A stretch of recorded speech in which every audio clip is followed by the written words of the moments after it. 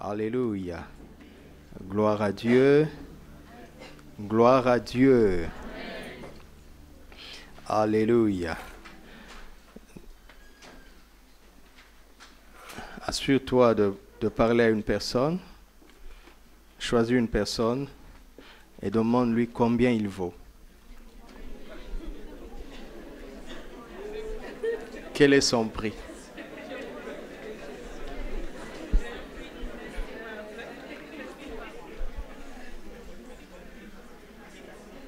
Combien vous valez ce soir?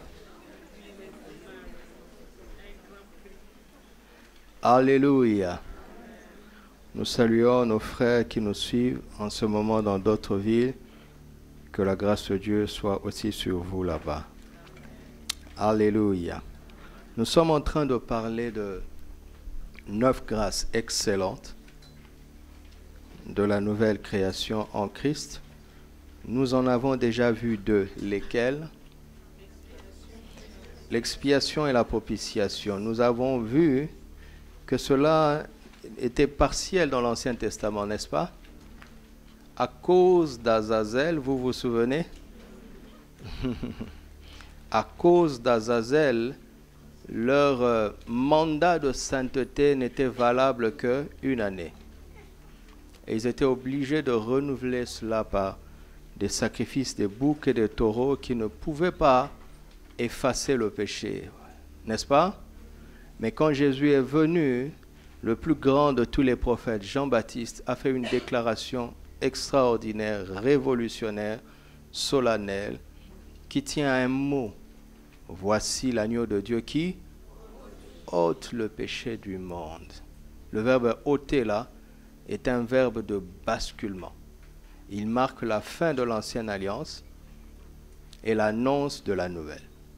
Parce que les sacrifices des boucs et des taureaux de l'ancienne alliance n'effaçaient pas le péché. Ils ne faisaient que couvrir le péché et ils calmaient la juste colère de Dieu pendant une année.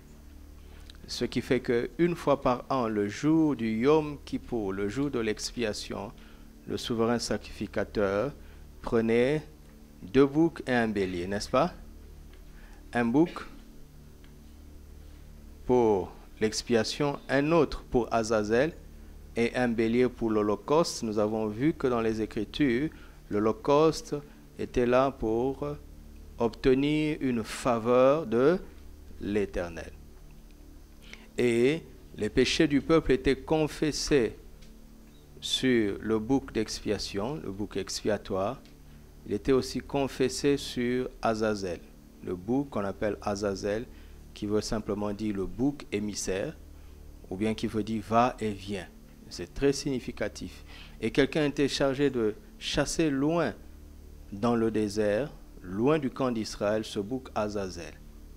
Il partait très loin, mais il n'était pas mort. Et tant que ce bouc n'était pas mort, il y avait une preuve quelque part, même si elle était lointaine, mais elle existait quelque part, une preuve de la culpabilité d'Israël. Parce que ce bouc n'était pas tué. Il était vivant. Mais Jésus est venu, à lui tout seul, il représente les 3 sacrifices. Et lui n'est pas le bouc d'Azazel, lui il est mort. C'est pour cela que la Bible dit qu'à la croix, les actes dont les ordonnances nous condamnaient ont été effacés. Vous ne trouverez pas un Azazel quelque part qui conserve quelque part la culpabilité de ceux qui sont en Christ. C'est pour cela qu'il est dit, il n'y a maintenant aucune condamnation pour ceux qui sont en Christ. Alléluia. Alors, le sang de Jésus, Jésus est l'agneau de Dieu qui est venu comme notre avocat, comme une victime expiatoire dans 1 Jean 2, mais il est aussi, dans Romains 3, 25, une victime propitiatoire, une victime, d'une part, qui enlève, qui efface le péché, d'autre part, une victime qui attire de nouveau sur nous la faveur de Dieu, qui nous rend propices. Alléluia. Voilà 2 choses déjà que la merveilleuse créature, l'homme de foi de l'ancienne alliance n'avait pas. Vous voyez la différence? l'homme de foi, la merveilleuse créature. David, en psaume 51, dit « Ma mère m'a conçu dans le péché. Je suis né dans l'iniquité. » Mais après sa repentance et sa marche dans la foi, dans le psaume 139, lui-même, il va dire « Je te loue de ce que je suis une merveilleuse créature. » Mais en Christ, nous sommes de nouvelles créatures. Si quelqu'un est en Christ, il est une nouvelle créature. Les choses anciennes sont... Voici, toutes choses sont devenues...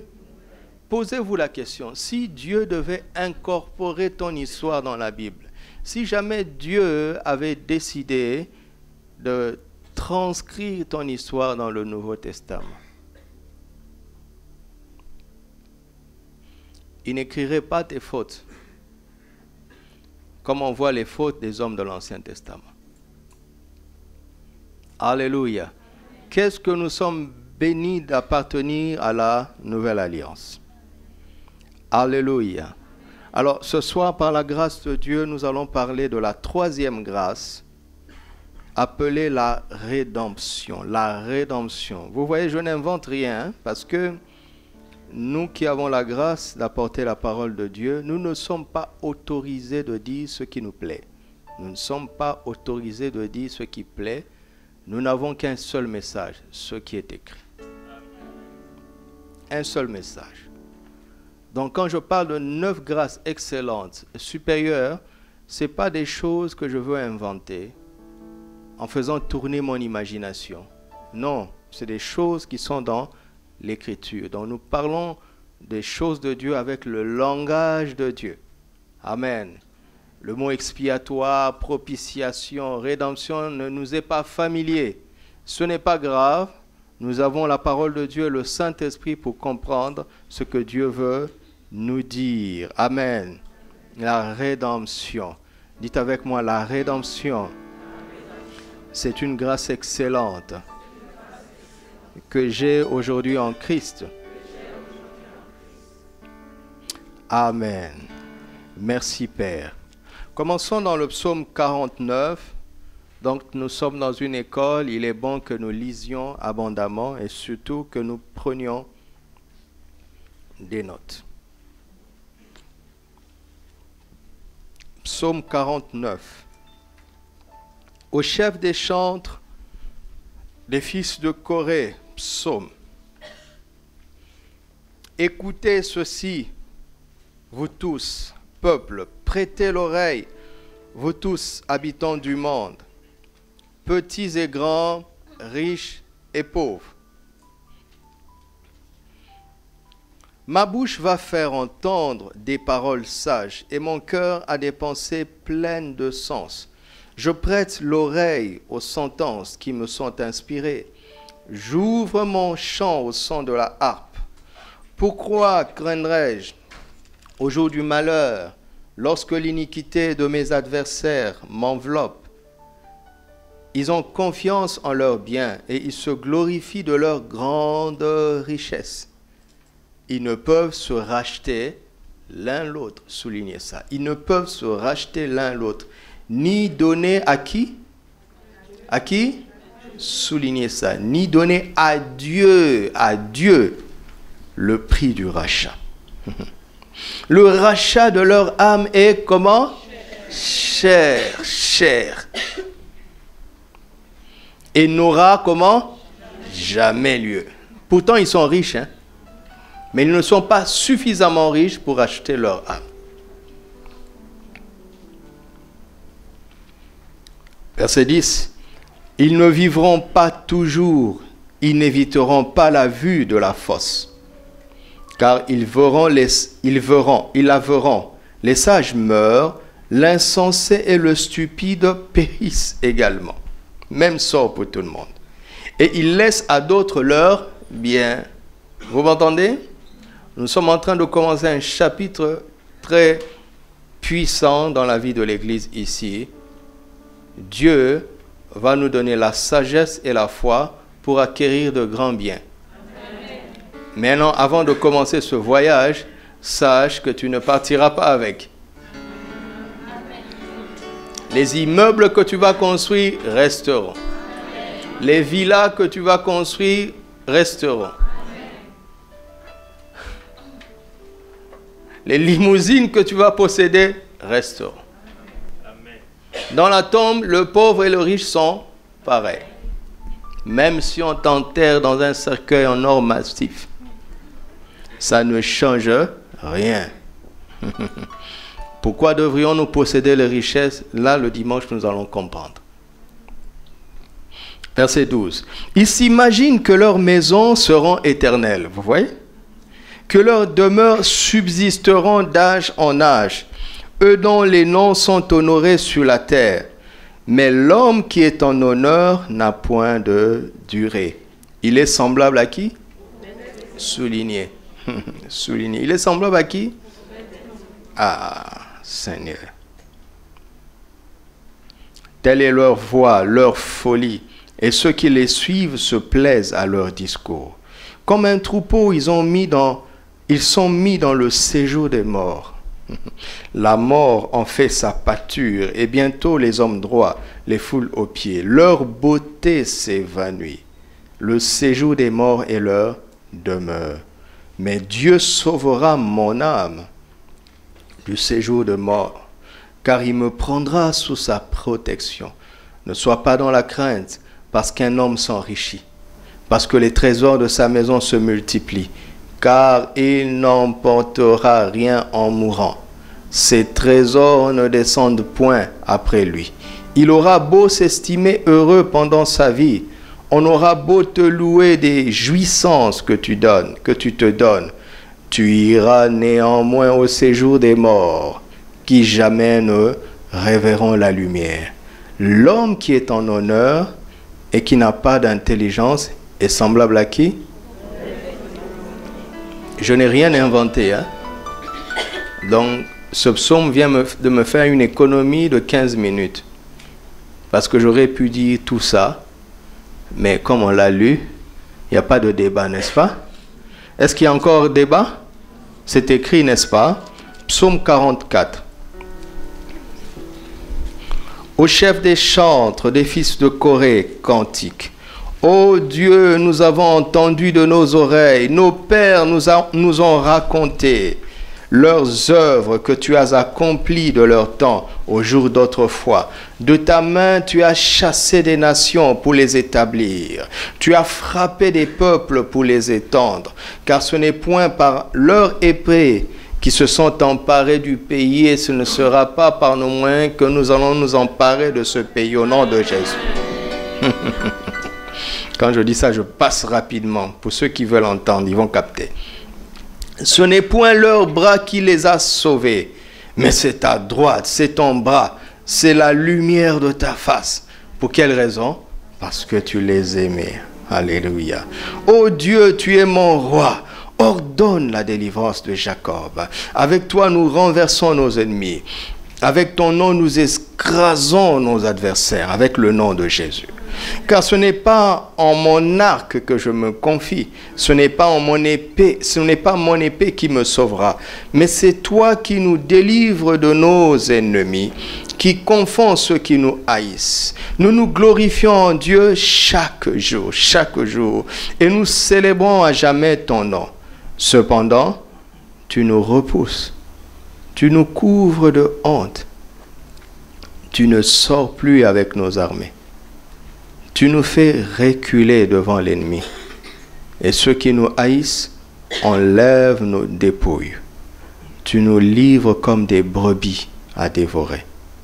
Tu nous disperses parmi les nations. Tu vends ton peuple pour rien. Tu vends ton peuple pour rien. Tu ne l'estimes pas à une grande valeur.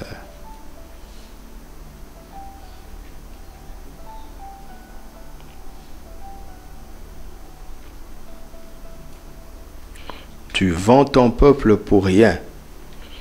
Tu ne l'estimes pas à une grande valeur.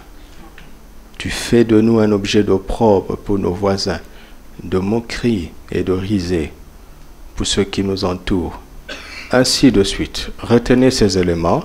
Tu vends ton peuple pour rien. tu ne l'estimes pas à une grande valeur. Jusqu'à ce que Christ vienne. Alléluia. Hébreux chapitre 9. Là maintenant mon esprit est en ébullition. Parce que Christ entre en scène maintenant. Et le changement de ton et de temps arrive. Hébreux 9, 11 à 15. Mais, en contraste à tout ce qui précède, mais Christ est venu comme souverain sacrificateur des biens à venir. Il a traversé le tabernacle plus grand et plus parfait, qui n'est pas construit de main d'homme, c'est-à-dire qui n'est pas de cette création. Il est entré une fois pour toutes dans le lieu très saint, une fois pour toutes, non avec le sang des boucs et des veaux, mais avec quoi? Son propre sang. Pour faire quoi? Ayant obtenu éternel, pas annuel. Alléluia. Qui était là le mercredi dernier? Voilà. Ce n'est pas annuel, c'est éternel.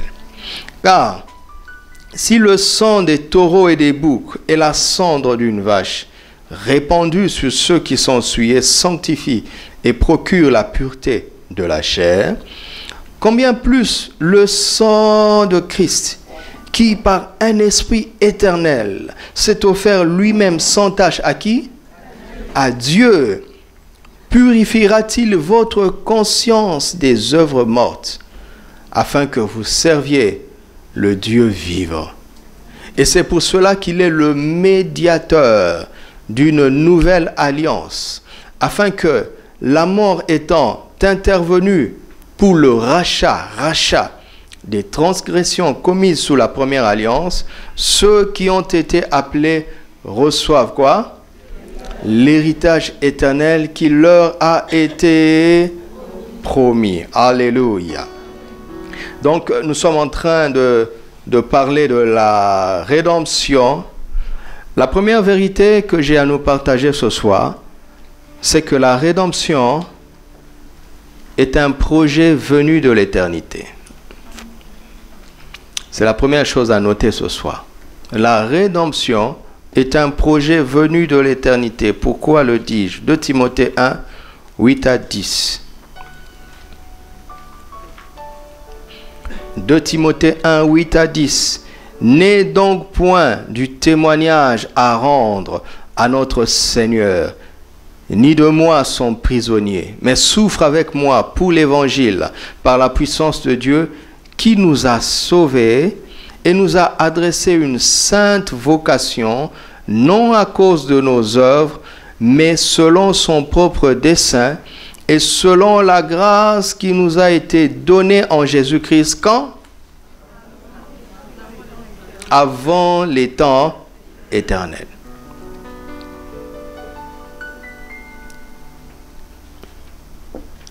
Depuis très longtemps. 1 Pierre chapitre 1 verset 18.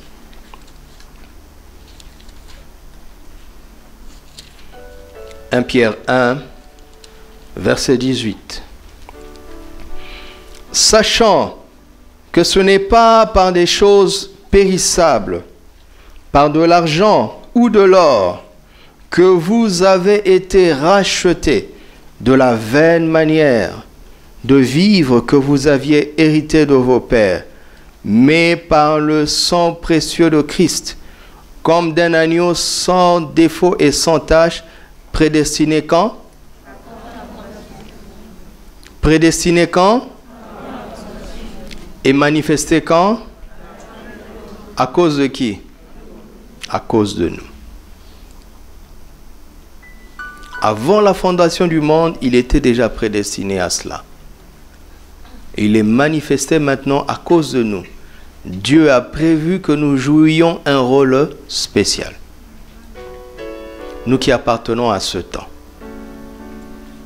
Jean 1, 29, le fameux passage,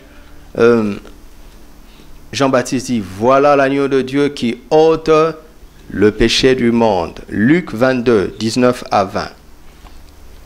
Le Seigneur lui-même fait une déclaration. Luc 22, 19 à 20. Ensuite, il prit du pain. Après avoir rendu grâce, il le rompit et le leur donna en disant, ceci est quoi? Mon corps. Donc le pain est quoi? Le pain est quoi? Voilà. Qui s'est donné pour vous. Qui est donné pour vous. Faites ceci en mémoire de moi. Il prit de même la coupe après le souper et la leur donna en disant, ceci est la coupe. Cette coupe est la nouvelle alliance en quoi? En mon sang qui a été répandu pour vous. Son corps et son sang.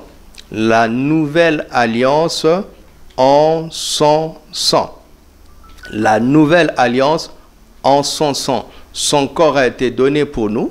Et le sang qui a coulé de son corps qui a été donné pour nous a coulé pour établir une nouvelle alliance. Pas l'ancienne faite en Moïse, mais la nouvelle faite en Christ Jésus. Et quelle est cette nouvelle alliance? Hébreux 8, 6. Quelle différence entre la nouvelle alliance et l'ancienne? Hébreux 8, 6. Mais maintenant, il a obtenu un ministère d'autant supérieur qu'il est le médiateur d'une alliance plus excellente qui a été établie sur de meilleures promesses. La nouvelle alliance est plus excellente que l'ancienne. Et elle est établie, fondée, elle repose sur quoi? Sur des meilleures promesses. 2 Pierre, chapitre 1, verset 3. 2 Pierre 1, verset 3 et 4. Comme sa divine puissance nous a donné tout ce qui contribue à la vie et à la piété, au moyen de la connaissance de celui qui nous a appelés par sa propre gloire et par sa vertu, lesquels nous assurent de sa part quoi? Les plus grandes et les plus précieuses promesses, afin que par elles vous deveniez participants de la nature divine, par les plus grandes et les plus précieuses promesses. S'il était possible d'avoir accès à un placard de Dieu, admettons que Dieu a un coffre-fort où il a mis les meilleures choses qui se trouvent là-bas et qui sont formulées en termes de promesses, vous savez que Dieu est fidèle et tout-puissant pour accomplir ce qu'il dit, donc il suffit qu'il te donne une promesse, tu sais que cela finira par se réaliser, n'est-ce pas? Et si jamais nous avions accès à ce fameux coffre-fort et que nous voyons des étagères dans ce gros magasin des promesses de Dieu, où les promesses sont rangées des précieuses aux plus précieuses, de bonnes aux meilleures, n'est-ce pas? Aujourd'hui en Christ, nous aurons accès à quel niveau de l'étagère? Hein? Les étagères les plus élevées. Là où il y a les plus grandes et les plus précieuses promesses. Alléluia. Pourquoi je prêche la parole de foi? Parce que si tu crois, ta vie va changer. Dieu est capable de te faire devenir ce qu'il a dit que tu es. Par ta foi. Si nous prêchons les raisonnements, nous diminuons, nous diluons la parole de Dieu et nous limitons le peuple. Mais si nous prêchons ce qui est écrit, quand bien même, quand je vous regarde, je vois la différence, je vois à quel point l'écart entre ce que le Seigneur dit de nous et ce que nous sommes. Mais si je choisis de marcher par la vue, je vous bloque et je rendrai des comptes. Mais si j'annonce la parole de foi, je libère la puissance de Dieu. Parce qu'il est derrière sa parole pour l'accomplir. Il dit, ainsi en est-il de ma parole qui est sortie de ma bouche. Elle ne retourne pas à moi sans avoir quoi? Sans avoir quoi? Et la parole de Dieu est comme ça. Il suffit de l'annoncer. Il suffit de la semer. Il suffit de la recevoir. Il suffit de croire. Quand elle entre dans ton cœur, elle va te soulever de là où tu es pour t'emmener là où Dieu t'attend. Elle est trop puissante pour le faire. Alors dis à ton frère, crois seulement. La rédemption est donc un projet venu de l'éternité qui est manifesté maintenant à cause de nous, à cause de moi, à cause de moi, à cause de moi. Alléluia. À cause de moi. Merci Seigneur. À cause de moi. Et Jésus n'est pas venu à n'importe quel moment. Quand il a commencé son ministère dans Marc 1,14, il dit « Le temps est accompli, le royaume des cieux est proche. Repentez-vous et croyez. » Vous vous souvenez du message sur la repentance? Le temps est là, mes amis. Le temps est là. Le royaume est là. Répands-toi et crois. Galates 4,4 dit « Lorsque les temps ont été accomplis, Dieu a envoyé son Fils, né sous la loi, selon la chair. » Né d'une femme, né sous la loi. Donc, Dieu montre sa grande patience. Depuis la chute au jardin d'Éden, il a annoncé au serpent, la postérité de la femme écrasera ta tête. Et il a attendu 6000 ans.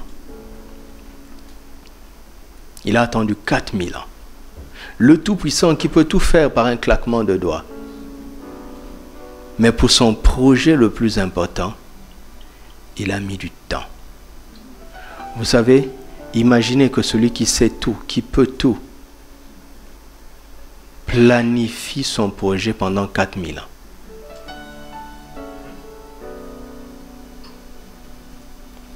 C'était son dernier acte. Il savait qu'après cet acte, il n'aurait plus rien à faire. Alors il a pris son temps. C'est pour ça que Dieu prend son temps dans ta vie. Il veut que quand tu vas être placé là-bas, que tu ne échoues pas. Que tu agisses avec efficacité et avec perfection. Il prend son temps. Dieu dit à ton frère, Dieu prend son temps dans ta vie. Dieu est en train de prendre son temps dans nos vies. Alléluia. J'ai reçu Jésus à l'âge de 7 ans. J'en ai 41 maintenant. Dieu a pris 34 ans. Ça fait combien que je suis à temps plein? Ça fait combien d'années? Je ne sais plus. 2006 ou 2004? C'est 2000 combien? 2004. Ça fait 13 ans que je suis pasteur à temps plein. C'est depuis 98 que je suis à temps plein dans l'évangélisation sans être pasteur. Dieu prend son temps. Alléluia. Et il va faire de très grandes choses. Parce que ce temps-là, c'est à cause de toi. Tu n'es pas ici par hasard. Alléluia. Dieu a su que j'aurais besoin de toi dans ce qu'il m'a demandé de faire. Il sait ça. C'est pour ça qu'il t'a attiré ici. Et nous avons besoin les uns des autres. Mais Dieu prend son temps pour nous préparer. Parce que quand nous allons nous lever, un seul acte va suffire. Nous serons des snipers, des tireurs d'élite. Nous ne manquerons pas nos cibles. Alléluia. Si te donne 20 cartouches, il faut que tu aies 20 000 âmes. Quand tu tires une fois, tous les démons tombent et les âmes sont libérées. Alléluia. Dieu a pris son temps, il a pris son temps. Dans Jean 13, verset 1, on montre que quand Jésus a vu que son heure était arrivée de passer de ce monde au Père, il mit le comble à son amour pour se diriger de manière résolue à Jérusalem. Il a mis le comble à son amour parce que le temps qu'il guettait en esprit était arrivé. Il a mis le comble à son amour, le comble à son amour. Et quand Jésus est crucifié, dans Jean 19, 20, Pilate a fait écrire Jésus de Nazareth, le roi des Juifs. Les Juifs n'ont pas aimé ça. Et Jésus a été crucifié à un endroit d'où tout le monde pouvait voir et lire l'inscription. C'était écrit en latin, en grec et en hébreu. Les 3 langues essentielles de l'époque. L'hébreu représentait la puissance spirituelle. Le grec représentait la puissance intellectuelle, la pensée, la démocratie. Et le romain, le latin, représentait la puissance militaire, économique et financière. C'est pour ça que là où tu es là pour faire entendre aux gens de ton domaine que Jésus de Nazareth est le roi des Juifs. Le Messie qui était promis, qui est venu, qui s'est déjà sacrifié, car le salut vient des Juifs. Toutes les langues doivent entendre ça. Et quand on parle de langue des médecins, on parle de langue des avocats, on parle de la langue des informaticiens, on parle de la langue des chauffeurs, des menuisiers, des musiciens. Tous les temps sont accomplis pour que tu sois le porte-parole de Dieu dans cette ethnie-là, dans ce milieu-là. C'est pour ça qu'il t'a sauvé. Pour que tu sois son messager là-bas.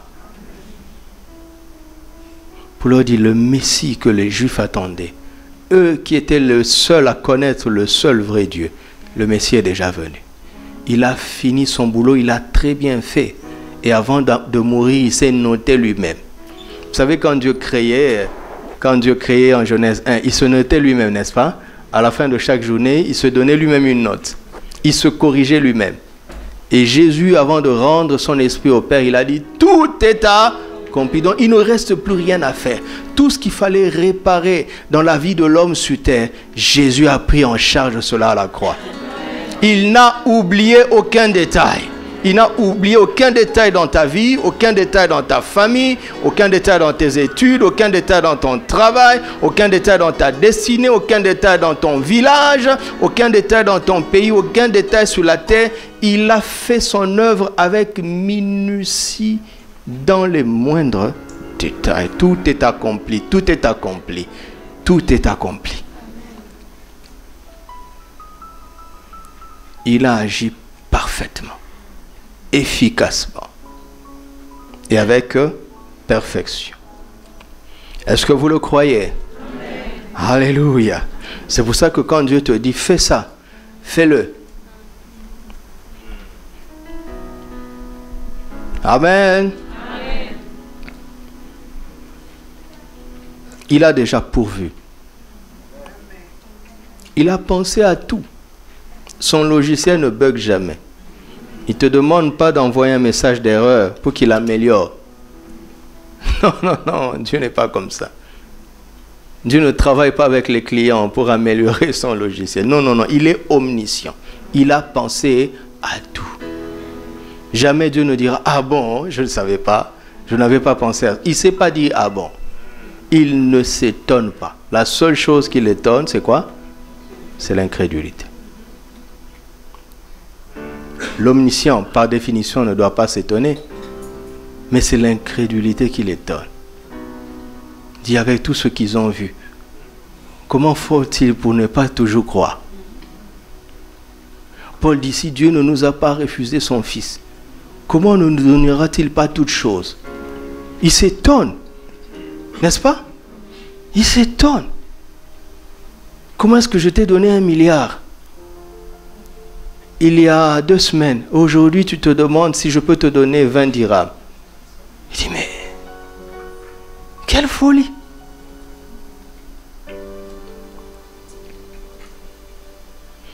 Écoutez-moi.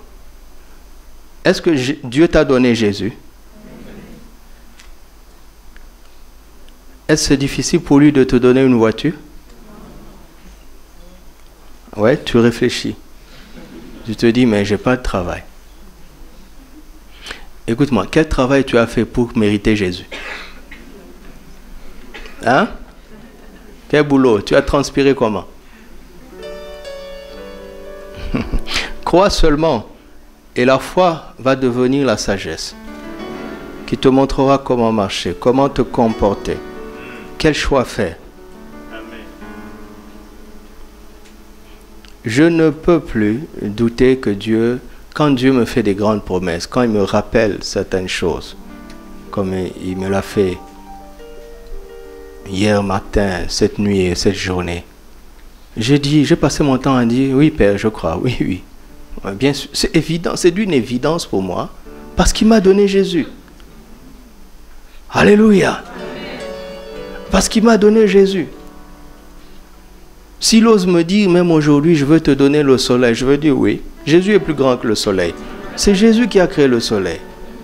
Je ne veux pas dire, je veux me brûler, je veux faire... Non, non, non, non, non. Il n'est pas insensé. Si sa bouche ose me promettre ça, je reçois. Alléluia. Est-ce que quelqu'un est prêt à recevoir? Alors, parlons-en donc de la rédemption. C'est quoi la rédemption? C'est pas très excellent, hein? C'est... Déjà, le micro sans fil ne marche pas. Et puis ça, arrangez-moi ça.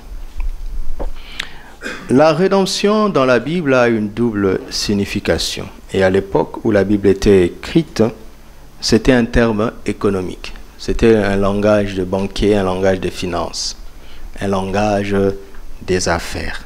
Alléluia. Donc nous parlons des affaires du royaume. Alléluia. Et donc on va voir pour Dieu quelle est sa valeur suprême. Dans tous les biens qu'il possède, dans tous les biens que Dieu possède, quelle est sa valeur la plus importante? Suivez-moi très bien. Toute personne a des biens et il y a une hiérarchie dans ces biens. N'est-ce pas? Il y a toujours une hiérarchie. Le ciel et la terre sont à Dieu. Il dit en Agé 2:8 que l'or est à moi et l'argent est à moi. Tout ce qui existe est à lui. Et Dieu a osé dire que tout ce qu'il avait créé était bon. Tout ce que Dieu a fait est bon, donc cela représente pour lui un bien. Mais dans la hiérarchie de toutes ses possessions, quel est son bien le plus précieux? Quelle est sa valeur suprême? Sa valeur supérieure. Quel est le bijou le plus important qu'il a fait garder dans des coffres forts, dans les caves d'une banque? Quel est le bien qu'il ne veut pas perdre? Quand il fait des échanges économiques, quelle est sa richesse la plus importante?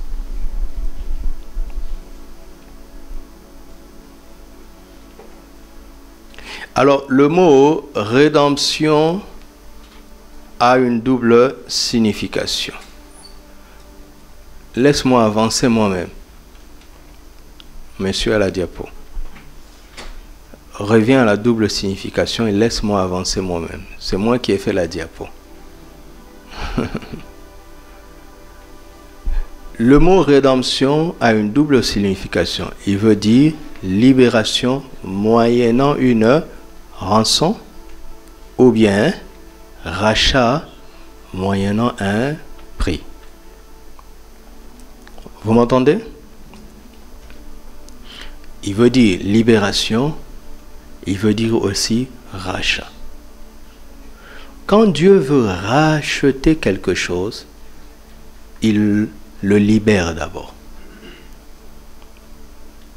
Ok? Il le libère de l'autorité de son dernier propriétaire. Et il le rachète pour en devenir le dernier propriétaire. Vous voyez, rachat, ça veut dire acheter de nouveau. Alléluia. Alléluia. L'exemple que je donne toujours, si que cela ne t'arrive pas, mais si jamais tu perds ton téléphone ou bien ta montre, et que le lendemain tu ailles à Derbralev et que tu te rendes compte que ton téléphone ou bien ta montre est en vente, qu'est-ce que tu vas faire? Tu ne vas pas l'acheter, n'est-ce pas? Tu ne devrais pas l'acheter. Tu vas crier au voleur, tu vas aller à la police et celui qui vend va dire « Fournis-moi les preuves que c'est vraiment à toi ». Heureusement que tu avais mis un signe caché quelque part. Et si tu arrives à prouver que c'est à toi, qu'est-ce qu'on fait? Qu'est-ce qu'on fait? On te rend ton bien et on arrête celui qui le vend. Parce qu'il vend un bien volé. Est-ce que vous savez que c'est un délit? Même si tu n'as pas volé, si ce n'est pas toi le voleur, mais si tu vends un bien volé, tu as commis une faute. Donc qu'est-ce qu'on ferait? On te rendrait ton bien et on arrêterait le vendeur. Parce qu'il est quelque part complice du voleur. Recel, ça s'appelle. Recel.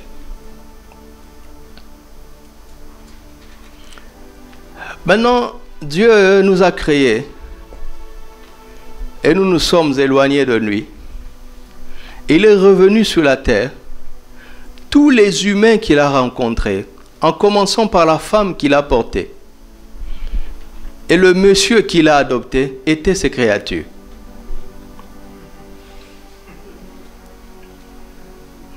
Imaginez un peu ça. Quand on l'a mis dans l'étable, et les animaux qui faisaient ben, tu occupes notre place, il était leur créature. Les mages qui sont venus le voir étaient ses créatures. Les bergers. Hérode qui voulait le tuer, le pauvre Hérode était sa créature. Et il a grandi en étant charpentier. Ceux qui lui commandaient des meubles étaient ses créatures. Le bois qu'il travaillait était sa créature. Nicodème, Hérode, Caïphe, Pilate étaient ses créatures. Même le soldat qui a donné le coup de marteau quand on le crucifiait était sa créature. Il n'a pas crié au voleur. Il a choisi de payer le prix pour se réapproprier ce qui lui appartenait.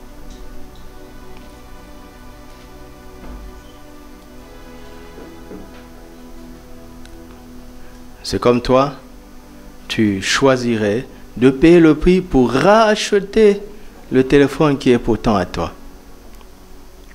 Ou la montre qui est pourtant à toi. Question. Pourquoi quelqu'un choisirait de racheter ce qui lui appartenait?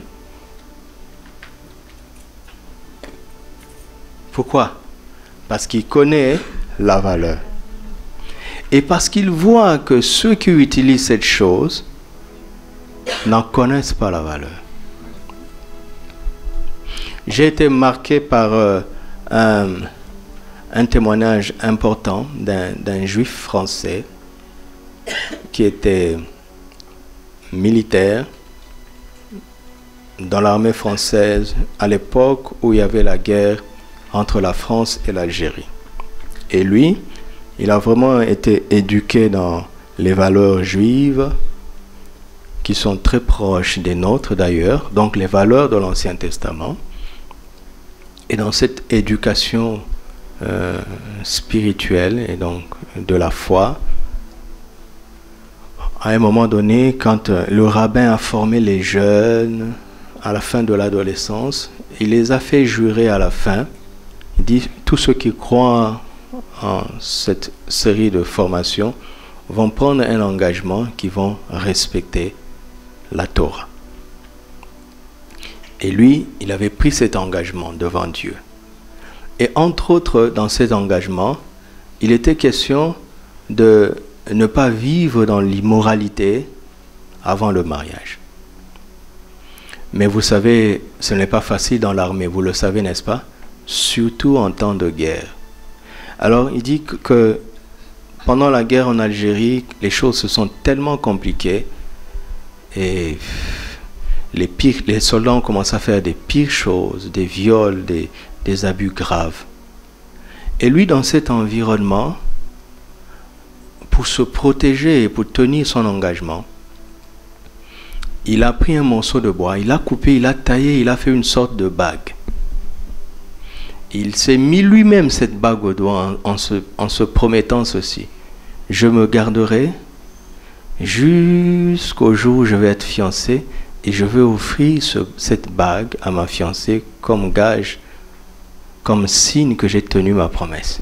Et heureusement pour lui, c'était vraiment un croyant. J'ai suivi son témoignage moi-même. Par la grâce de Dieu, il a tenu son engagement. Et plus tard, il a aimé une fille. Et ils se sont dit oui. Et le jour de son anniversaire, il a offert à cette fille cette bague en bois. Et la fille a été heurtée. Elle s'est fâchée. Elle est allée voir le rabbin. Ils avaient le même rabbin. Elle dit, ce garçon m'a montré que je n'ai pas de valeur. Parce que tout ce qu'il choisit de m'offrir, c'est une bague en bois. Et heureusement, le rabbin connaissait l'histoire de la bague. Et quand il a raconté l'histoire de la bague à la fille a fondu en larmes. Et elle a demandé pardon, monsieur. Parce qu'en apparence, c'était une bague en bois. Mais ça avait une valeur extraordinaire. Pas une valeur émotionnelle. Hein? D'accord? Parce que parfois on attache des valeurs émotionnelles aux choses qui n'ont pas de valeur. Mais cette bague représentait l'engagement de toute une vie pour honorer une personne.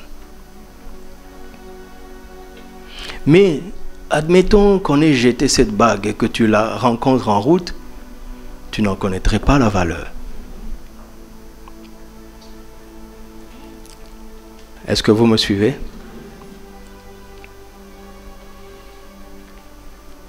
Jésus n'a pas voulu nous reprendre par la force en usant son droit de créateur. Le créateur s'est comporté en rédempteur, celui qui rachète. Pourquoi? Parce que personne ne peut faire bon usage d'une vie si ce n'est lui. Personne ne peut mieux t'utiliser que Jésus.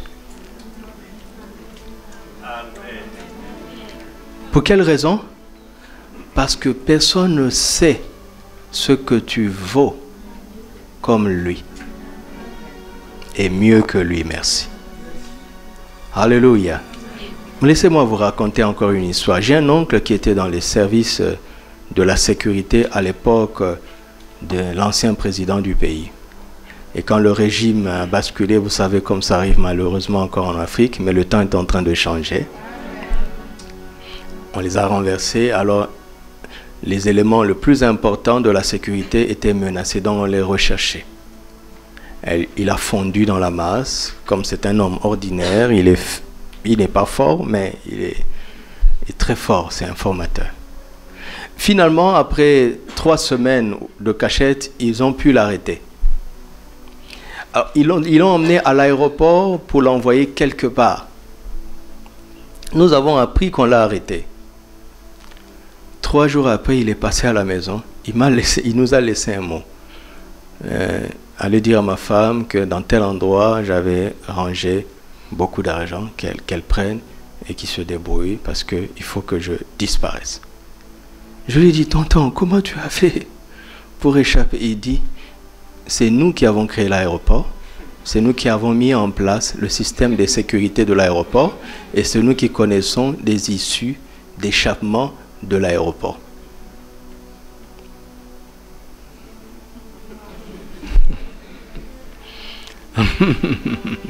Il est tellement fort que le nouveau pouvoir finalement a dû négocier avec lui et ils l'ont coopté. Il travaille maintenant avec le nouveau pouvoir pour le bien du pays.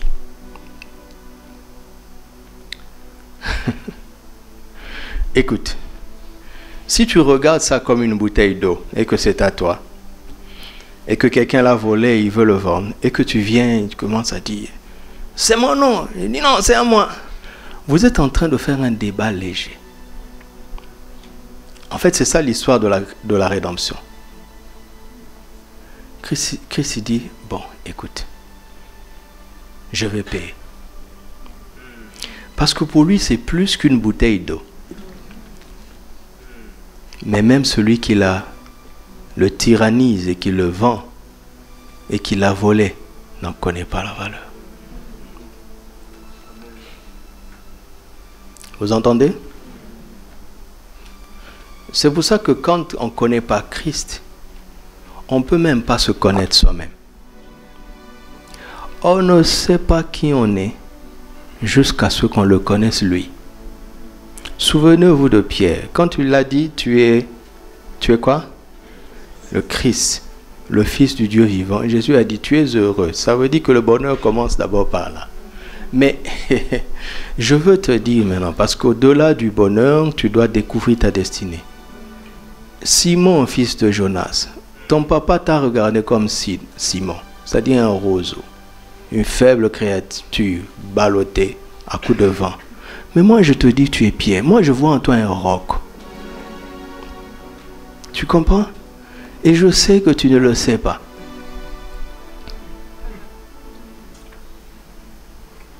Alléluia. Écoute-moi, tu ne te connais pas jusqu'à ce que Christ te dise qui tu es. Mais c'est simple, n'est-ce pas? C'est lui qui t'a créé. C'est lui qui t'a fabriqué. Non?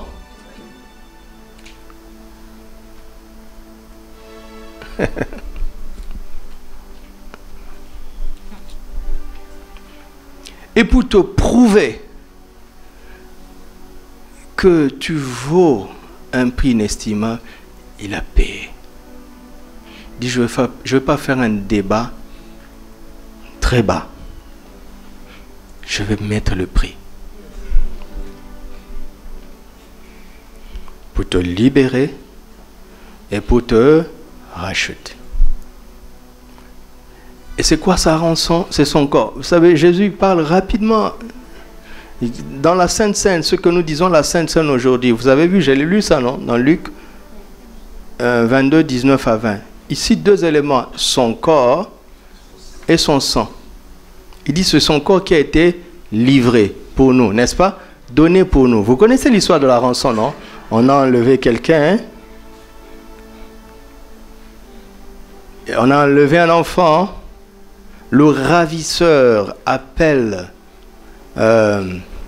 les parents et il leur dit, il y a une telle entrepôt à Innsbach. Venez à 16h17. Si vous osez appeler la police, votre fils est mort. Venez avec une valise pleine de billets de banque. Ainsi, quand on donne la rançon, l'objet qui était enlevé est libéré. Alors Jésus dit son corps est cette rançon. Vous le voyez dans Matthieu 20, verset 18. Le Fils de l'homme est venu pour donner sa vie en rançon pour plusieurs. Son corps est là. Quand tu prends l'ancienne scène, d'accord? Tu dois avoir à l'esprit cet échange. La rançon pour que tu sois libéré. Maintenant, quand tu bois son sang, tu dois avoir à l'esprit le prix qu'il a payé pour que tu aies droit d'accès à la nouvelle alliance.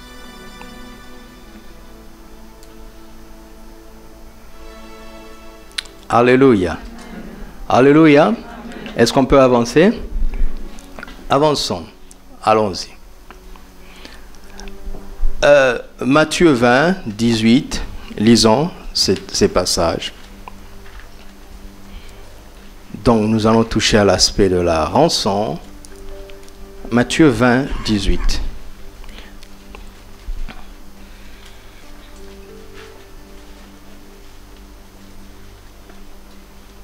Voici, nous montons à Jérusalem et le Fils de l'homme sera livré aux principaux sacrificateurs et ils le condamneront. Continue. Non, ce n'est pas un... Je n'ai pas pris la bonne référence. 1 Timothée 2, 5 à 8, et trouvez-moi le passage de Matthieu.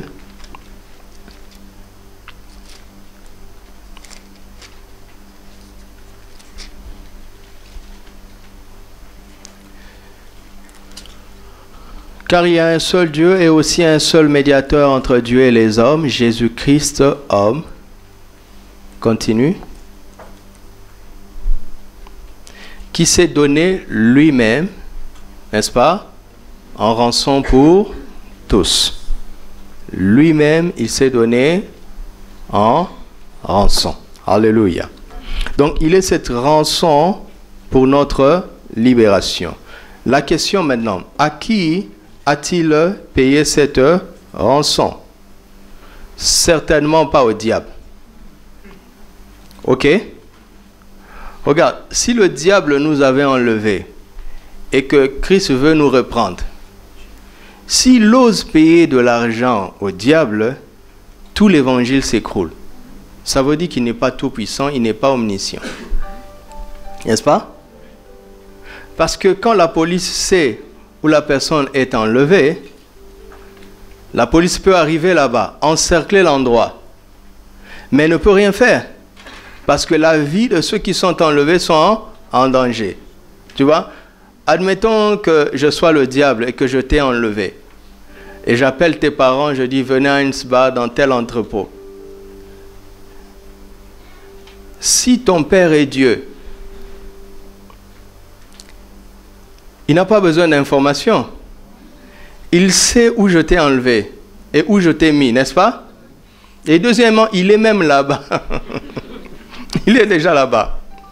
D'accord? Maintenant, le diable, je t'attrape, je mets l'arme sur ta tempe et je dis à Dieu, si tu fais un pas, je tire. Qu'est-ce que Dieu va faire? Il va s'arrêter. Non. Dieu va dire à l'arme de ne pas tirer. N'est-ce pas?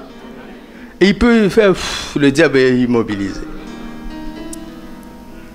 Donc, Dieu ne pouvait pas payer la rançon au diable. D'accord? Si tu as cru ça, fais une mise à jour maintenant. Fais une mise à jour. Dieu, lisez la Bible. Nulle part, Dieu a négocié avec le diable. Il n'y a pas de négociation, il n'y a pas de compromis.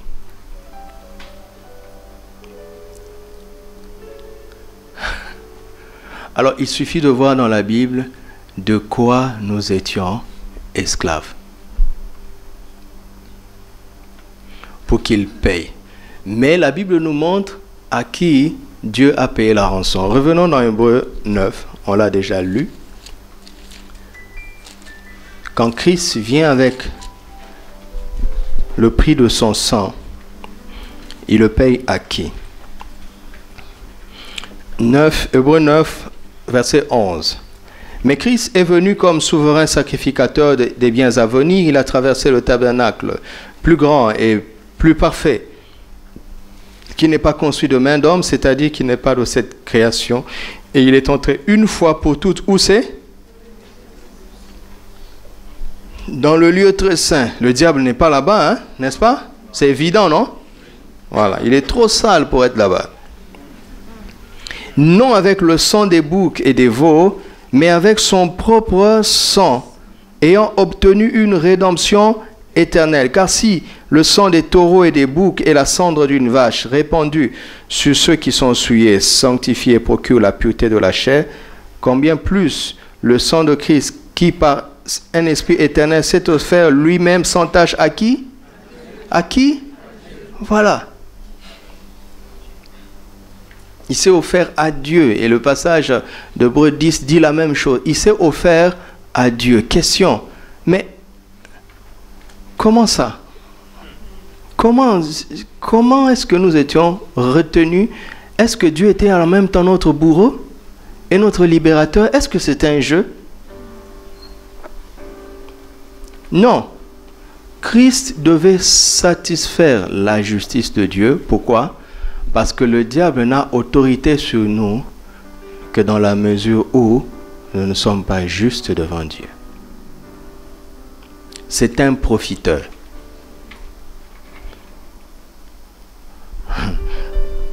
Je vais l'expliquer. Pour libérer Israël en Égypte, Dieu a donné à Moïse des signes et des prodiges, n'est-ce pas? Dans le langage de la Bible, on appelle ça les plaies, les 10 plaies. Moïse a fait 9 prodiges, n'est-ce pas? Pharaon n'a pas cédé. Mais c'est au 10e prodige que Pharaon a cédé. Question, le 10e prodige parlait de quoi? C'était le sacrifice pascal, l'agneau de la Pâque qui a été immolé, et il fallait prendre le sang, mettre sur les linteaux des maisons des croyants juifs. Mais les 9 plaies correspondaient à 9 divinités majeures de l'Égypte. C'est-à-dire, à chaque fois que Dieu frappait, quand il faisait un miracle, un prodige, il était en train d'humilier les dieux égyptiens. Il les a humiliés un à un. Alléluia. Supposons par exemple que, je parle de moi pour ne pas vous mettre, que vous ayez peur. Supposons que je sois le pharaon, n'est-ce pas? Et que mon pouvoir spirituel repose sur ma foi, mon allégeance à 9 idoles, qui sont en fait 9 démons, 9 principautés. Parce que les idoles n'existent pas. La statue devant laquelle la personne se prosterne n'est rien, c'est du bois. Mais il y a un démon caché derrière. Il n'y a pas d'idole, vous entendez? Il n'y a jamais eu d'idole. C'est des démons qui se cachent derrière. D'accord? Alors, si ma puissance repose sur 9 idoles pour vous bloquer, mais non, Moïse vient, il humilie mes 9 idoles. Je n'ai plus de pouvoir pour vous retenir. N'est-ce pas? Donc, quand il a humilié le 9e, c'est fini, vous devez partir. Mais Israël n'est pas toujours parti. Qu'est-ce que Dieu était en train de faire? Il était en train de délivrer Israël tout en instruisant à l'Égypte et les Juifs de quelque chose de puissant. Quand il a fini d'humilier toutes les idoles égyptiennes, il a fallu le sacrifice du sang. Pourquoi? Écoutez-moi, pourquoi Dieu prendrait parti pour Israël et pas pour l'Égypte, alors qu'il est juste? Vous allez me dire à cause d'Abraham, d'Isaac et de Jacob, parce qu'il leur avait fait une promesse. Oui, mais cette promesse est partie d'où? Pourquoi Abraham? Pourquoi ça a commencé par Abraham? Parce qu'Abraham a cru. Et cela lui a été compté comme une justice. Donc la foi a positionné Abraham comme un juste. C'est ce qui fait que Dieu, quand il prenait parti pour Abraham, en fait il n'avait pas de parti pris. Il prenait parti pour la justice à laquelle Abraham avait accédé par la foi. De sorte que les nations ne pouvaient pas accuser Dieu d'avoir de parti pris. Le diable n'osera jamais un jour dire à Dieu, toi, tu as fait d'Israël tes préférés et les autres, tu prétends être juste, mais là tu es injuste. Dieu dira, non, non, moi je suis intègre, je ne suis pas injuste. Je suis dans leur camp parce qu'ils ont embrassé ma justice par la foi. Les autres, je leur ai présenté ma justice. Ils ont refusé parce qu'ils ont refusé la foi. Ils veulent faire des sacrifices pour mériter. Abraham a cru. Vous comprenez? Donc, Dieu est venu, il a envoyé Moïse pour sauver Israël à cause de la promesse. Écoute-moi, ça c'est très important. Parce que si tes parents ont cru au Seigneur et que dans leur marche, ils ont eu des promesses sur leurs enfants, comme nous avons des promesses aujourd'hui, quand tu nais de tels parents et que tu commences à grandir, tu vas vivre certaines faveurs que les autres n'ont pas à cause des promesses que Dieu avait faites à tes parents. Parce qu'il est fidèle. Mais à un moment donné, Dieu va s'arranger pour t'emmener à te connecter à la clé que tes parents avaient saisie pour avoir ces promesses-là. Et le jour où tu refuses cette clé de la foi, Dieu se désengage de cette promesse tout en disant à tes parents, je ne suis pas infidèle. Voici, j'essaie de lui prouver depuis toutes ces années que j'étais digne de confiance, comme toi tu m'avais fait confiance, mais maintenant là, il a rejeté la foi, je ne peux plus continuer. Vous saisissez ça? Vous saisissez ça? Donc ne jouez pas. Par exemple, parfois dans l'église, nous vivons des choses à cause de la fidélité des pasteurs, à cause des responsables, ou bien à cause de la prière de l'un d'entre nous. Mais cette grâce-là est limitée. Dieu utilise sa fidélité pour amener chacun d'entre nous à croire en son caractère, en sa bonté, et à développer maintenant une foi personnelle. Isaac a dû faire face au Dieu d'Abraham, son père.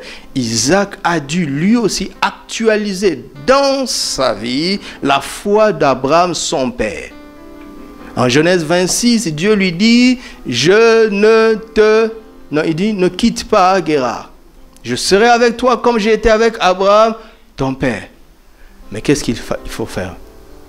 Quand il a semé, il a posé un acte de foi.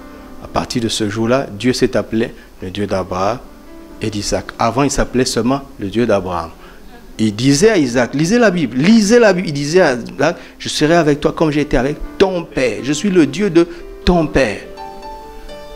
Écoutez Jacob, il dit, si tu es avec moi, et si tu me ramènes, tu seras mon Dieu. Oh Jacob, honte à toi. Donc Dieu n'était pas encore ton Dieu. Il dit, mais oui, je préfère dire la vérité parce que lui et moi, on se connaît.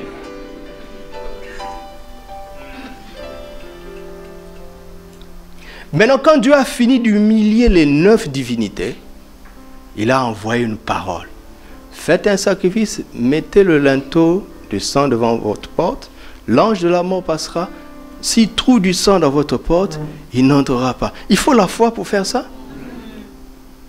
Et quand ils ont agi, ils ont actualisé la foi de leur père au Dieu de leur père. Donc, en réalité, Israël était captif en Égypte parce qu'il n'était plus en position de justice par rapport au Dieu d'Abraham.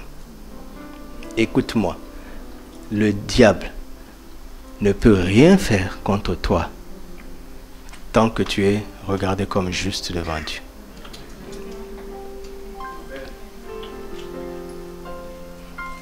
Les gris-gris là marchent dans ta vie, pas parce que les gris-gris sont forts. Les liens là marchent dans ta vie, pas parce que les liens là sont forts, mais parce que tu n'utilises pas ta force, la cuirasse de la justice. Dieu a dû leur prouver qu'il n'était pas retenu en Égypte par les idoles. Parce que quand il a fini avec les idoles, ils étaient encore là. Quelqu'un saisit ça? Vous comprenez ça? Ça, c'est l'évangile. L'évangile, il est comme ça. Je viens de 2 familles bizarres. Et le jour où j'ai compris la puissance du sang, j'ai arrêté de jeûner. J'ai arrêté de faire de veillées de prière, d'envoyer du feu. Ça ne sert à rien. Ça ne sert à rien. Quand tu as le gilet par balle, vous pouvez tirer comme vous voulez. Et quand tu as la cuirasse de justice, aucune balle de l'ennemi ne peut t'atteindre. Je jeûne pour autre chose, je prie pour autre chose. Regardez Jésus. Il dit à Pilate, tu n'aurais aucun pouvoir sur moi si cela ne t'avait pas été donné d'en haut. Vous entendez cet homme parler? Mais c'est humiliant pour Pilate. Il dit à Pilate, mais en fait, écoute, tu es un instrument dont papa et moi on se sert. À Gethsémane, papa est venu parce qu'il n'impose pas. Il est venu me dire, petit, est-ce que tu veux vraiment aller jusqu'au bout? Tu sais, moi j'oblige personne. Hein. Jésus a dû céder. Et parce qu'il s'est livré, alors on pouvait l'arrêter. Il dit, personne ne monte ma vie. J'ai le pouvoir de la donner. le pouvoir la reprendre. Non. C'est pour ça que quand tu marches sur ton chemin, sois tranquille. Rien ne peut t'arrêter. D'accord? Écoute, si tu as l'ordre de mission du général et que sur la route, un caporal t'arrête, tu montres le document. Et qu'est-ce qui va se passer? Il avance. Pas besoin de crier longtemps. As-tu le document? Crois-tu au document dont tu disposes? Oh non, comment je fais pour avoir l'argent? Oh non, les temps sont durs. Oh, ce pays est dur. Comment ça, le pays est dur? Celui qui m'a envoyé ne le sait-il pas? Y a-t-il quelque chose de trop difficile pour Dieu? Hein? Non. Avance. Alléluia. Alléluia. Oh Seigneur, aide-moi. Regardez, Dieu travaille de beaucoup de façons. Pierre est dans la prison. L'ange entre dans la prison. Je ne sais pas si c'est ici que j'ai dit. Dès que l'ange entre dans la prison, les chaînes de Pierre se coupent. Mais la porte de la prison n'est pas ouverte. Mais si tu es à la place de Pierre, tu réfléchis, tu dis, mais s'il a pu entrer, je peux sortir par la porte qu'il a utilisée pour entrer. Il connaît une porte que mes bourreaux ne connaissent pas. Ah donc, allons-y. Prenons la porte que tu as prise. La prison était soigneusement fermée. Et Pierre s'est retrouvé dehors. Il s'est retrouvé, il a franchi la première porte. Il y avait une deuxième porte, la porte de fer. Ça, il y a des portes qui ne s'ouvriront jamais tant que tu n'auras pas fait le pas. Écoute, si je suis ici, si je suis debout comme ça, j'ai le GPS du Saint-Esprit. Tourne à gauche, je tourne. Tourne encore à gauche, je tourne. Avance, fais 10 pas en avant. Je dis au Seigneur, mais il y a un mur? Non?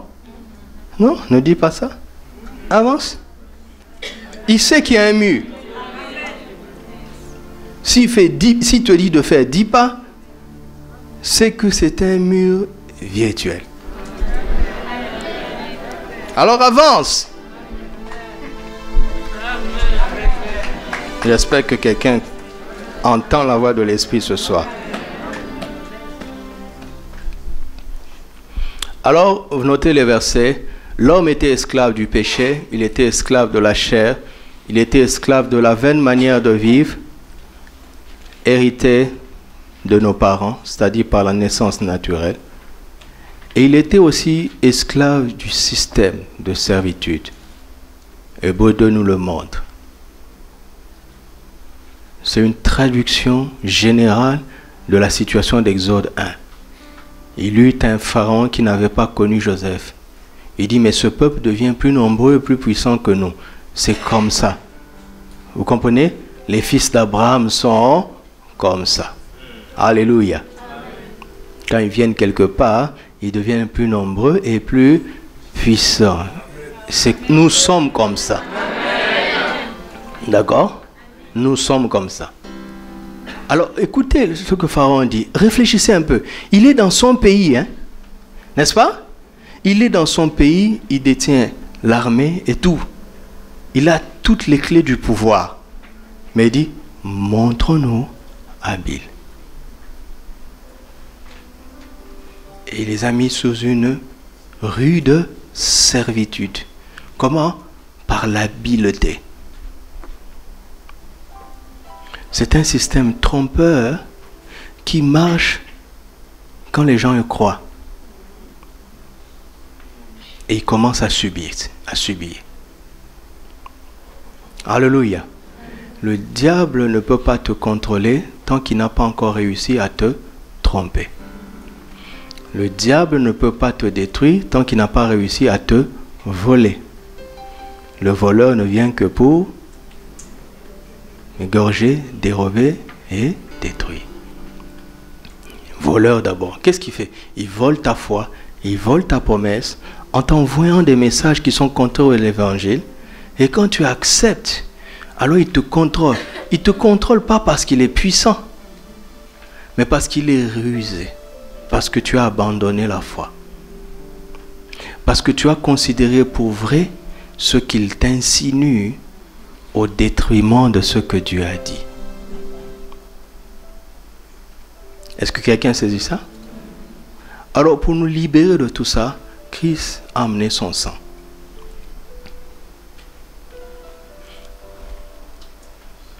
Le diable profite du péché pour détruire. Il profite de la chair pour détruire. Il profite, vous savez, des traditions, des choses qui nous ont été inculquées, parfois des valeurs de l'éducation qui sont bonnes pour nos parents, mais qui sont tout simplement contraires aux Écritures. Contraires. La société, elle est bien intentionnée, sauf que les valeurs que la société prône sont anti-bibliques. Et quand vous êtes quelque part et vous vous laissez conduire par des valeurs qui sont anti-bibliques, bienvenue au diable. Bienvenue. C'est un profiteur. Alléluia. Donc Christ nous a libérés de toutes ces choses et il nous a rachetés. Alors quand il nous rachète, qu'est-ce qui se passe? C'est là où ça commence à devenir intéressant. Je saute ça.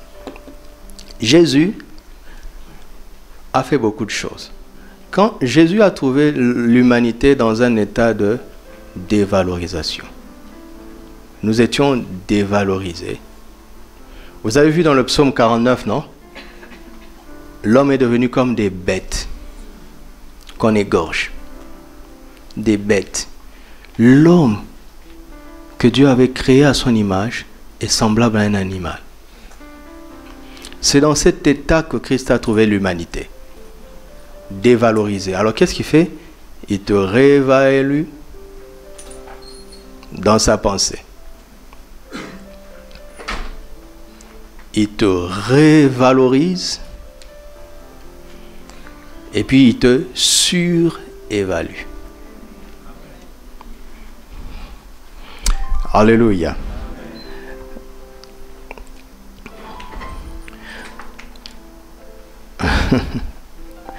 Vous avez déjà réfléchi un peu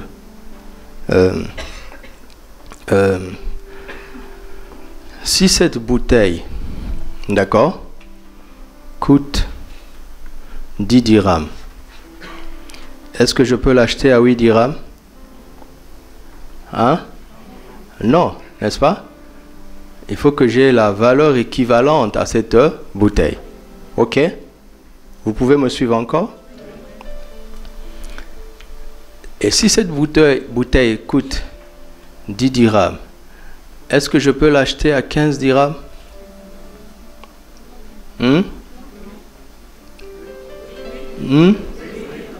Ça dépend de celui qui vend. S'il est voleur, il va prendre. S'il est honnête, il va te dire non, tu as donné 5 dirhams de plus. Ok? D'accord? Suivez-moi très bien. Alors, c'est là où la compréhension de celui à qui Christ a donné la rançon importe.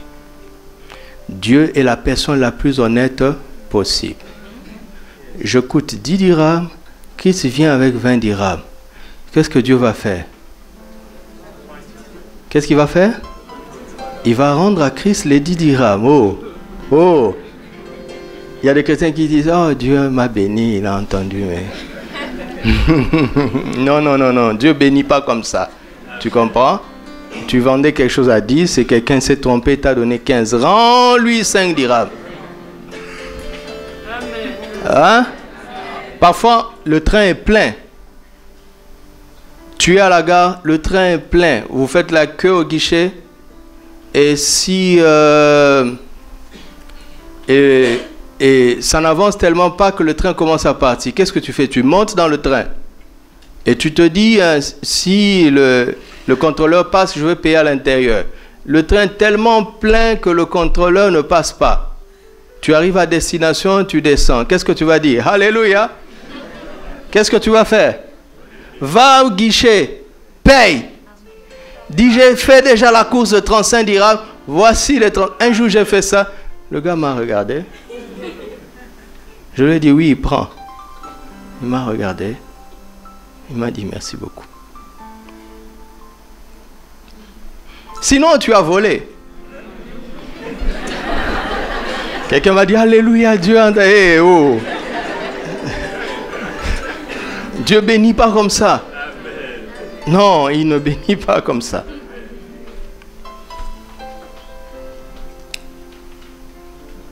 Maintenant, regardez. Ésaïe 2, 22. Alléluia. Est-ce qu'on mange bien? Oh, alléluia. Ouh, délicieux. Wow, il y a du safran. Cessez de vous confier en l'homme, dans les narines duquel il n'y a qu'un. Car de quelle valeur est-il?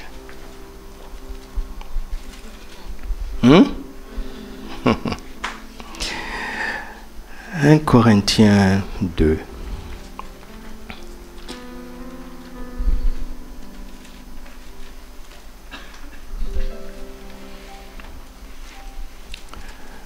Verset 14.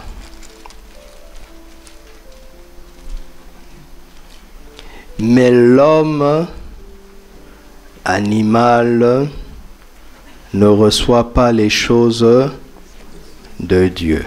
Point. L'homme animal ou bien l'homme naturel, n'est-ce pas? Ne reçoit pas les choses de Dieu.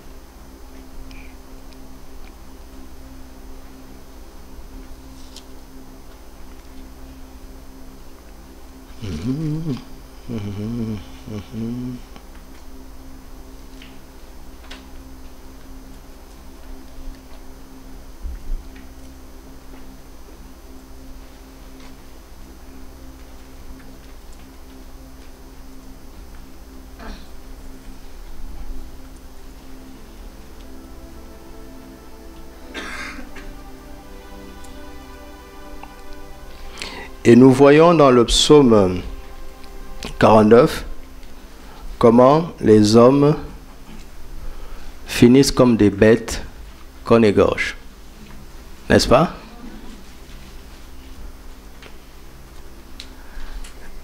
Alors, je me suis posé cette question quand j'étais au début de ma foi. Et puis rapidement, j'ai arrêté de me poser cette question. Merci Seigneur. Genèse 1, verset 30.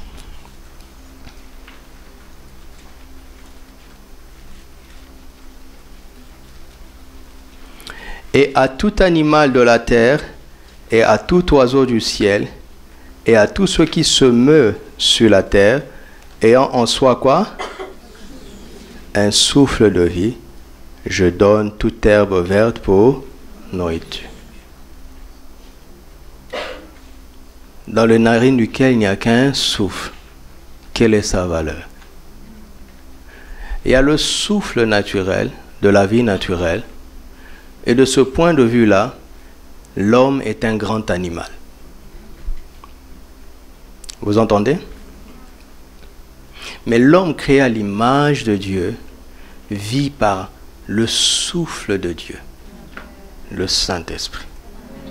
Maintenant, quand le péché est venu, le Saint-Esprit, Dieu a repris son esprit. Il dit, mon esprit ne restera pas toujours dans l'homme. Donc l'homme a été relégué au rang animal, lui qui était de classe divine. Suivez ça très bien, suivez ça très bien. Alors, c'est étonnant que quand Dieu a commencé à préparer la venue de l'Évangile, dans l'Ancien Testament, il a montré à Moïse comment, pour que l'homme puisse s'approcher de lui, il fallait qu'il fasse des sacrifices des animaux. Est-ce logique qu'un animal paye à la place d'un homme? Si un animal est moins valeureuse qu'un homme, est-ce que je peux acheter une bouteille de 10 dirhams avec 8 dirhams? Hein? Non. L'épicier va me dire, ça ne suffit pas, je ne te donne pas.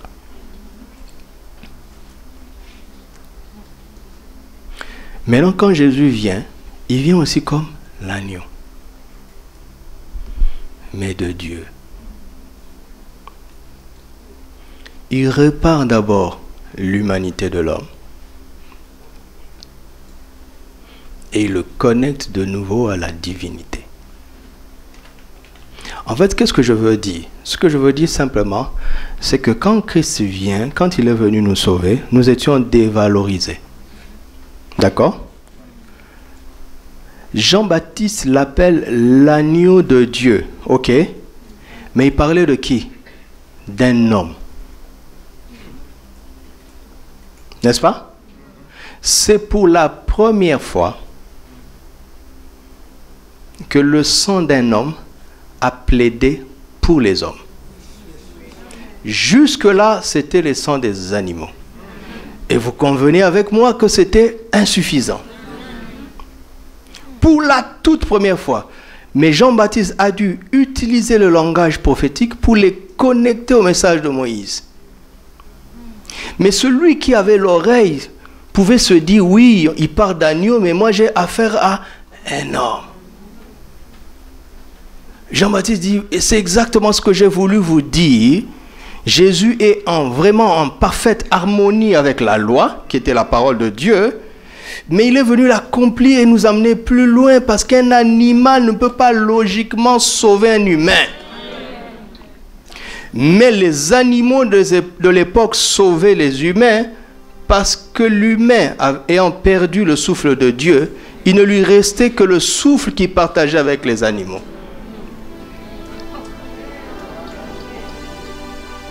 Alors Christ, avant de poser son acte, il ne vient pas comme les autres animaux. Parce que en sacrifiant un bouc, on était en train de confesser que si un bouc peut me racheter, donc je vaux un bouc. Christ dit non, je ne suis pas venu sauver les animaux. Les fils de Dieu sauveront les animaux à leur tour. N'est-ce pas? La création tout entière a été soumise à la vanité, non de son gré, mais à cause de celui qui l'y a soumis, c'est-à-dire l'homme. Regardez, quand Dieu a voulu détruire la terre par le déluge, Dieu a sauvé Noé. Il avait un plan de salut pour Noé, et Noé avait un plan de salut pour chaque espèce. C'était à Noé de préserver les espèces animales, et c'était à Dieu de préserver l'espèce humaine à travers sa famille. Comprenons notre responsabilité. C'est pour cela que ça ne suffit pas de venir ici, de prier, de dire je suis Seigneur. Non, non, non. Non, non. Dieu te sauve et c'est à toi de changer la société. C'est à toi de la lumière du monde. Dieu t'éclaire à l'intérieur pour que toi tu éclaires la société. C'est comme ça que ça marche.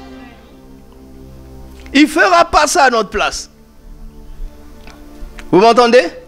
Il ne fera pas ça à notre place. Alors Christ est venu, il ne nous a plus regardé dans le règne animal. Il nous a d'abord rétabli dans le règne humain. C'est pour ça que le sang d'un homme juste a racheté les hommes. Cette bouteille coûtait 10 dirhams. Tu sais, si tu vends la bouteille, d'accord? Tous les jours, les gens viennent dire, Roya, s'il te plaît, 7 dirhams. Il dit non, ça coûte 10. Des années, personne n'arrivait à avoir 10 dirhams.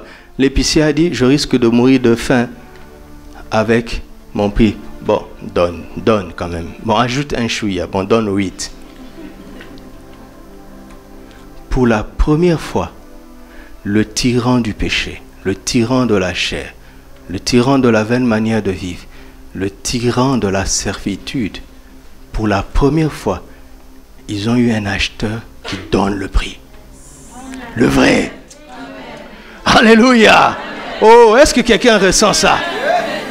Alors, pour la toute première fois dans l'histoire, le sang d'un homme va sauver les hommes. C'est-à-dire Dieu a déjà relevé. L'homme a repris son rang humain. Il dit, mais attention, si son sang n'était que humain, et réfléchissez un peu. Hébreu nous dit que Christ est monté dans un tabernacle que personne n'a fait. Il a offert son sang. Quel sang, Jésus? À Golgotha, le sol de Golgotha a absorbé tout ton sang. On a vu ça. Avec lequel tu es allé là-bas. Il dit, je suis l'agneau de Dieu. Humanité, animal, humanité, divinité. Donc Christ t'a réévalué avant de payer la rançon. Il t'a valorisé. Il t'a surévalué. Et il va chez Dieu et dit 15 dirhams. Dieu dit, prends la monnaie, tu as donné plus. Il dit non. 10 dirhams pour les humains. Et 30 dirhams de plus pour les fils de Dieu. Alléluia! Alléluia! C'est pour ça que quand tu crois en Jésus, tu reçois le pouvoir de devenir enfant de Dieu. Pourquoi? Pourquoi? Parce que Christ sait que la divinité a toujours été investie dans l'homme.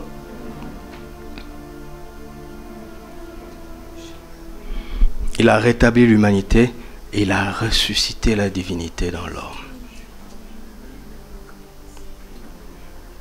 Ce sang-là est puissant.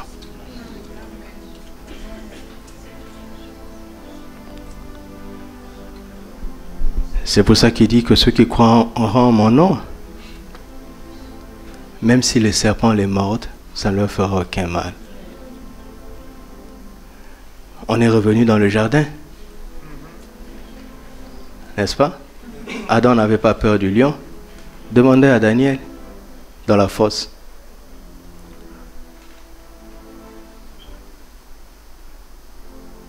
La vraie dimension de l'humanité est au-dessus du règne naturel. Mais Christ ne s'est pas arrêté là. Après, il nous a surévalués. Surévalués. Regarde. Il dit, ceux qui croiront en mon nom, ils chasseront les démons. Les humains ne chassent pas les démons. Un homme naturel n'a pas d'autorité contre les esprits. Acte 19. 7 fils de Séva. Il dit, au nom de Jésus que Paul prêche. Les démons disent, Jésus, on le connaît. Paul, on le connaît. Il dit, Paul a le rang de Christ. Donc quand il nous parle, nous le voyons en Christ. Alors nous avons dit à vos ordres. Mais vous êtes des simples humains. Qui êtes-vous? C'est ce que la foi en Christ fait de toi. Elle restaure ton humanité d'abord et elle te positionne dans la divinité.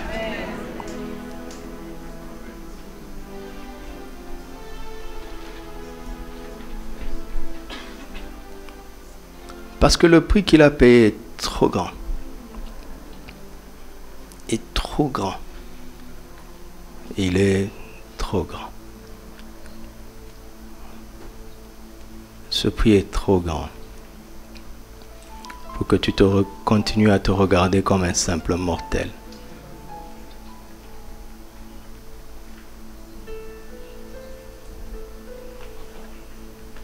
Son sang est très important. Alléluia. On va s'arrêter là et on va continuer dans la rédemption le mercredi prochain. Rendons grâce à Dieu notre Père pour le sang de Jésus. Rends grâce à Dieu.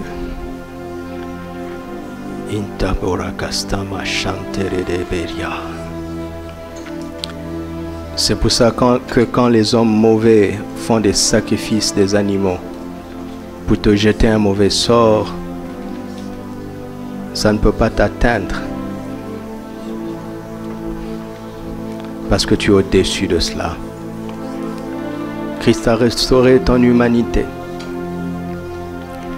On parle beaucoup d'alliances, de mauvaises alliances, de liens aujourd'hui dans l'Église. Mais nos ancêtres qui ne connaissaient pas Dieu ont sacrifié aux idoles des animaux. Ce sang-là est inférieur au sang de l'homme qu'on appelle Jésus, qui a plaidé pour notre cause.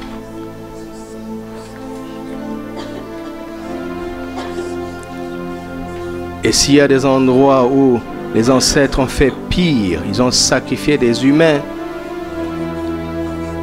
Jésus est fils de l'homme, il est aussi fils de Dieu. Son sang est supérieur et il parle en notre faveur. Ce sang parle en ta faveur. Ce sang parle en ma faveur. Il connaissait ta valeur, il connaissait la mienne. Il nous a réévalués, valorisés, surévalués. Nous avons été rachetés à un grand prix. Glorifions donc Dieu dans notre corps et dans notre esprit qui appartiennent à Dieu. Merci pour le sang précieux de Christ qui s'est donné pour nous comme une victime propitiatoire. Merci pour ton sang précieux. Merci pour ton sang précieux qui est comme un miroir pour moi où je vois dans ton sang une humanité glorieuse et je vois dans ton sang mon appartenance, mon association à la nature divine. Oh, alléluia. Merci Jésus. Merci Jésus.